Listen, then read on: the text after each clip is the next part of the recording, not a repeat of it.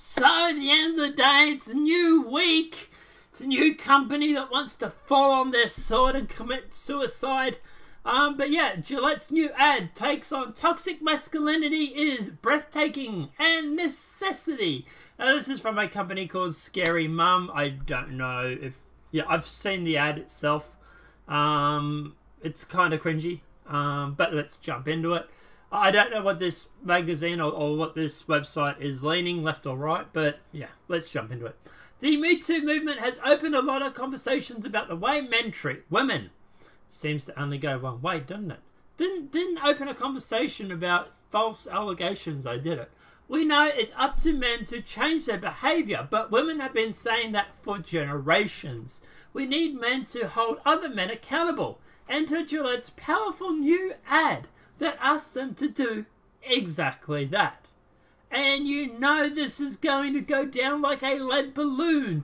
Yes, let's go down and let's victimize men who are, by the way, the good half of our brand selling. Let's go and let's accuse our half of our base of potentially having toxic masculinity. I tell you what, guys, Gillette stocks, I'm going to tell you now, Gillette stocks are going to fall through the ground. If you ever want to buy stocks in Gillette, wait about a week. Because, oh shit, this is going to hurt them. And this is just breaking, so, yeah.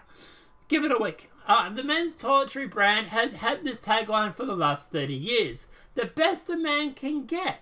Now they just released an ad with a new take on that. The best a man can get. It's stopping other men, including the new generation, from harassing and mistreating women. But they don't mention when it's the other way around, do they? Hey? They don't mention that there are actual men who are victims of domestic abuse. They don't talk about the false allegations of women who claim rape or anything like that. Women who claim rape when it's more regret sex because they got... You know, they got a little bit flirty at a party and, you know, look, at the end of the day, the fact of the matter is that there's both victims on both sides. And if you want to run on identity politics, let's talk about both victims then, shall we? But moving along. By also from bullying each other and engaging in acts of toxicity, male toxicity. Toxic masculinity, sorry. There's just watch it and try not to get chills. Okay, so we obviously know they're not left-leaning. The ad itself is pretty cringy. I won't torture you guys, but yeah, it's pretty cringy. I had to watch it. I lasted a minute 19 out of a minute 48, so yeah. The ad, targeted at men and called "We Believe," begins with the audio of the news about the Me Too movement, and the narrative takes up the common phrase "boys will be boys," asking that this the best a man can get. Is it? We can't hide from it. It's gone too far. Sorry, it's gone on far too long. We can't laugh it off, making the same old excuses. The commercial depicts men stepping in and stopping their brethren from catcalling and telling women to smile. It's funny because when guys say to other guys that they should smile too, and no one really cares about that. You know, it's weird. Or what about when a girl says to a guy that he should smile? Is that going to be offensive now too? It shows after a father breaking up a fight between two little boys at a barbecue instead of letting them be boys, and another dad fending off bullies from little boy while his small son watches intently. It shows a mother cradling her bullied son as vile text messages from his tormentors are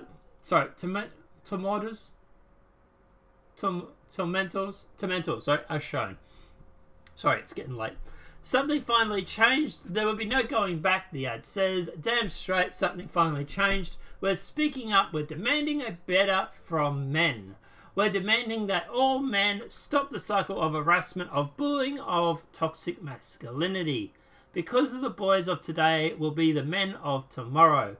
Gillette ad concludes and cut me crying all over my keyboard. This is an important conversation happening and is a company that are encouraging men to do their best who feels compelled to both address it and take action of our own.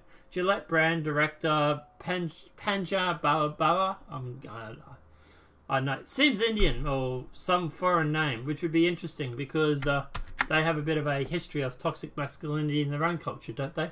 Told the Wall Street Journal, we are taking a realistic look at what is happening today and aiming to inspire change by acknowledging that the old saying, boys will be boys, is no excuse. We want to hold ourselves to a higher standard and hope that all men we serve come along to that journey on finding our best together. It's strong stance for a brand to take, but that's so important. Thank you, Gillette, for directing the conversation towards men and how they must do better. Please tell me there's a comment section. No, there's no comment section. Ah, damn it, eh? What a shock. Alright, okay. So look, at the end of the day, this is absolute crap. Okay.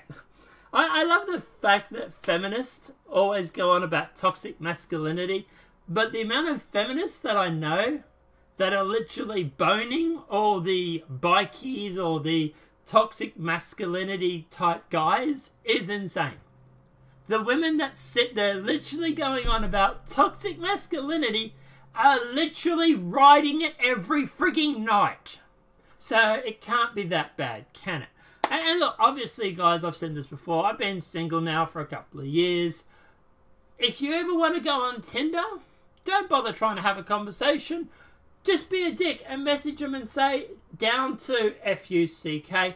It works a lot better. You sit there trying to have a conversation, they last about 5 seconds, and then they fuck off and end up screwing some other guy anyway. So you may as well just be like every other guy and just say, hey, babe, wanna, you know what? And you do surprisingly, but it works, trust me. I don't, yeah. The women who supposedly against toxic masculinity are strangely so attracted to it. So I find it extremely interesting that feminists who are against toxic masculinity seem to date all the bikies and all the bad guys who are extremely masculine. Funny that, isn't it? As for the brand itself, Gillette, what's this? Going to be another fucking Burger King, Hungry Jack's, you know, NFL, or all these other companies that have gone through in the past and tried to address social political comments or go through and be the pillar for social justice warrior mentality. How has that gone on? How is the NFL? Have they managed to sell out a stadium yet? What about the Hollywood? How is the latest Hollywood ratings for the last awards show? You know, the ones where people get sick of getting social justice warrior progressive bullshit shoved down their throat. Oh, wait, you're still going down the gurgler. Okay, cool, interesting. And the last brand, Nike. How did that go, Nike? How long did it take for your stocks to recover after the last time Nike tried this? That Gillette is going to literally gank themselves on their own sword, trying to prove how woke they are.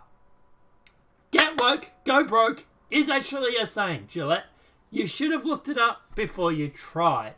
And look, yeah, look, at the end of the day, having a brand that was well known as a man's brand, sure, they have women razors and stuff like that now, but let's face it, Gillette normally is stereotypically, you think about it, it's for male razors and stuff like that. How many of your male customers do you think are going to turn off by this? I'm probably going to have to buy razors in probably the near future. And when I look at the razor section now, I'm going to see BIC, B-I-C, I think it is, and Gillette. I tell you which one I won't be picking. So, yeah, good luck with that. Good luck with your future stocks, and we'll see how low they can bottom out at. And look, at the end of the day, this is what this is going to be. This is another get woke, go broke. Gillette is literally ganking themselves on the freaking social justice warrior progressive bullshit. No offense, you're a razor brand, okay?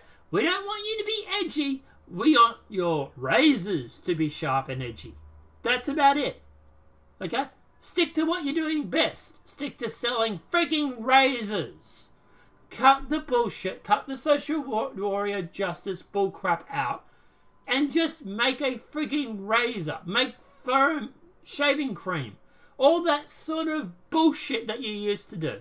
Leave the political commentary to the people like the Young Turks. By the way, which were also in this ad. Amazingly enough. But anyway. But yeah, like I say, guys, I think this is going to screw them over. I think this is going to hurt them more than they can possibly imagine. And already I'm starting to see this starting to filter through the news.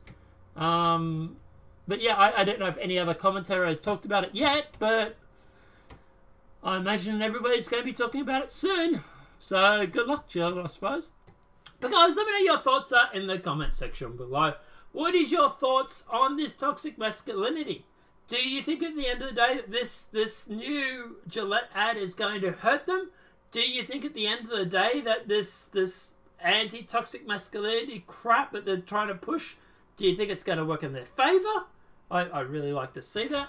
I do find it very, very funny that at the time that this ad is going up, Swedish women are saying put feminism on hold for 10 to 20 years and restate the patriarch. But hey, that's another video. But like I say, look, at the end of the day, yeah, I really think this is going to hurt them. I think this is going to hurt them in the stocks, the sales, and this is another get woke and go broke. But let me know what your thoughts are in the comment section below. If this video has been helpful, please smack a like. If you're new to the channel, welcome and subscribe. Apart from that, guys, I'll see you in the next demonetized video from YouTube.